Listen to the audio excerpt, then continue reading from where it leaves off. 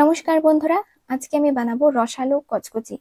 বন্ধুরা, রেসিপিটা শুরু থেকে শেষ পর্যন্ত দেখতে থাকুন, ভালো লাগবে। তো বন্ধুরা, এখানে আমি নিয়ে নিয়েছি পরিমাণ মতো ময়দা। আপনারা যতটুকু বানাবেন সেই পরিমাণ বুঝে ময়দাটা নিয়ে নেবেন। এখন বন্ধুরা, আমি নিয়ে নিচ্ছি অল্প একটু আটা। বন্ধুরা, ময়দার থেকে আটাটা কম নেবেন। এখন বন্ধুরা, নিয়ে নিচ্ছি আমি অল্প একটু কালো জিরা, পরিমাণ মতো লবণ,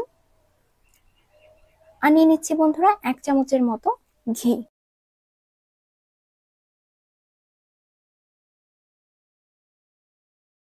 এরকম করে আটাটাকে খুব ভালো করে ময়াম করে নিতে হবে।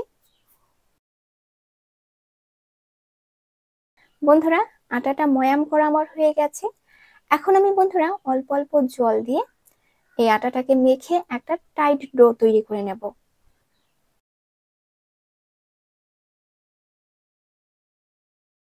বন্ধুরা, আটাটা অল্প অল্প জল দিয়ে মেখে নেবেন, তা না হলে ডোটা নরম হয়ে যেতে পারে। আমি যেভাবে করে মাখছি বন্ধুরা, ঠিক সেভাবে করেই আটাটাকে মেখে নেবেন। তো এই দেখুন বন্ধুরা, আমি আটাটা মেখে একটা ডো তৈরি করে নিয়েছি। আর এই যে দেখুন বন্ধুরা, ডোটা আমি এরকম টাইট তৈরি করেছি, না বেশি শক্ত না বেশি নরম। এখন বন্ধুরা, এই ডোটা বেলে কচকচি গুলো কেটে নেব। তার আগে বন্ধুরা, ডোটার উপরে অল্প একটু ঘি লাগিয়ে নিলাম, তাতে করে ডোটা ড্রাই হয়ে যাবে না।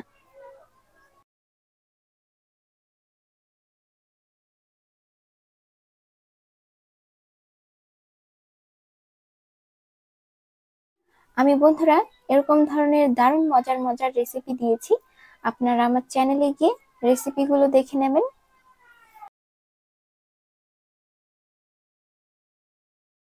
চারিদিকে একটুখানি সমান করে নিলাম।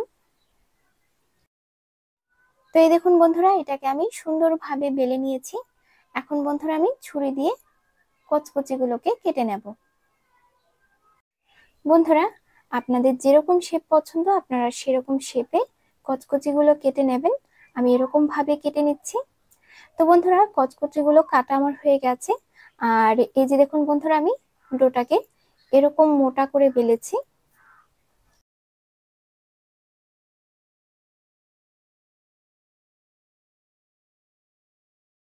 এখন বন্ধুরা, আমি এই পাত্রটাতে শিরা তৈরি করে নেব। শিরার জন্য বন্ধুরা, আমি নিয়ে নিচ্ছি 1.5 বাটির মতো জল, আর নিয়ে নিচ্ছি বন্ধুরা আধা বাটি চিনি। চিনি লাগলে আবার দেব। দিয়ে দিলাম 2টো এলাচি, আর দিয়ে দিচ্ছি বন্ধুরা অল্প একটু কেশর। কেশরটা দিলে বন্ধুরা শিরাটা খেতে অনেক ভালো লাগে। বন্ধুরা, গ্যাসের আঁচটা মিডিয়াম টু হাই ফ্লেমে রেখে শিরাটা আমি তৈরি করে নিচ্ছি। আর বন্ধুরা, একটুখানি চিনি লাগবে, তো তার জন্য আমি অল্প একটু চিনি দিয়ে দিলাম।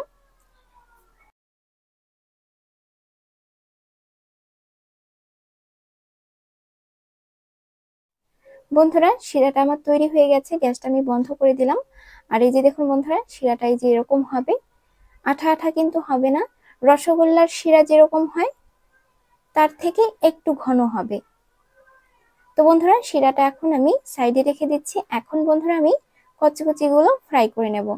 তেলটা বন্ধুরা হালকা গরম হলে তারপর কচকচি গুলো তেলের মধ্যে ছেড়ে দিতে হবে।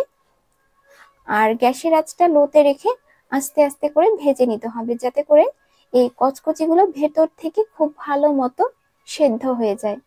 উল্টে পাল্টে কচকচি গুলো ভালো মতো ফ্রাই করে নিতে হবে বন্ধুরা। আর বন্ধুরা, যখনই আপনারা এই ধরনের জিনিস তৈরি করবেন, সব সময় চেষ্টা করবেন যে সাদা তেলে তৈরি করার। কারণ সর্ষের তেলে এই ধরনের জিনিসগুলো বানালে সর্ষের তেলের গন্ধ লাগে, খেতে বিশেষ একটা ভালো লাগে না। তো যাই হোক বন্ধুরা, কচকচি গুলো ভাজা হয়ে গেছে, কচকচি গুলো আমি তেলের থেকে তুলে নিলাম। এখন বন্ধুরা, আমি এই শিরাতে কচকচি গুলোকে ছেড়ে দেব।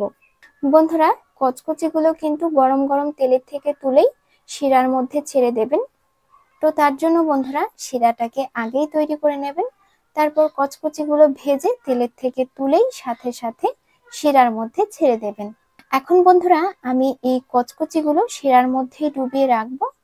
আর এই যে দেখুন বন্ধুরা, শিরাটা আপনারা দেখে বুঝতেই পারছেন যে আমি শিরার ঘনত্বটা কিরকম রেখেছি। এখন বন্ধুরা, আমি কচকচি গুলো প্লেটে সার্ভ করে নিচ্ছি। একদিন অবশ্যই এই কচকচিটা ট্রাই করে দেখুন বন্ধুরা, দারুণ মজার একটা রেসিপি।